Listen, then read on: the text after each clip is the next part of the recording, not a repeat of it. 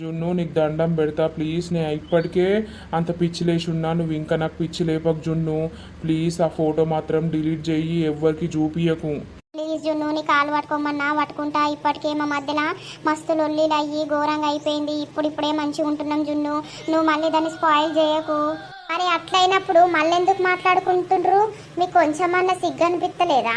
మేము ఒక ఫ్రెండ్స్ లాగానే ఉంటున్నాం జున్ను. ఫ్రెండ్స్ అయితే గిట్లుంటారా? అవన్నీ కాదు జున్ను, ఫస్ట్ నువ్వు ఫోటో డిలీట్ చేయి అంతే. నేను అస్సలకే అయ్యా, నేను రమక్క ఖచ్చితంగా చూపిస్తా. నీకు మర్యాదగా చెప్పుతే అర్థం అయితలేదా జున్ను? అసలు నువ్వెవరు మమ్మల్ని ప్రశ్నించడానికి?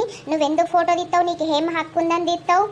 ఏ కోపానికి అత్తన్నో ఎక్కతక్క మాట్లాడక చెప్తున్నా. ఎక్కతక్క మాట్లాడు కాదు, నువ్వు ఫస్ట్ ఫోటో డిలీట్ చేయి. నువ్వు ఇక్కడ నుండి వీకు. అయినా నీకేమవసరం? పోరి లెక్కుండు.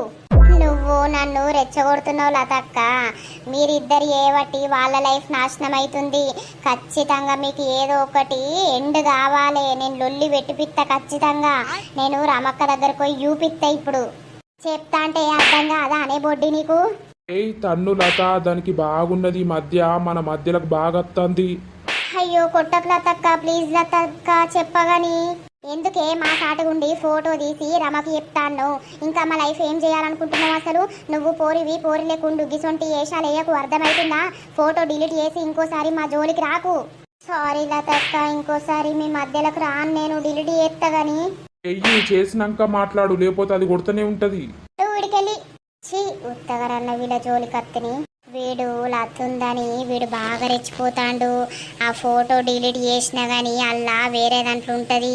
వీని సంగతి ఏందో చూస్తా. వీళ్ళు ఆట ఆడిపిత్తిగా నేను ఆగు. ఏందిలా తాగా అంతగనం కొట్టినవు? మరి ఆ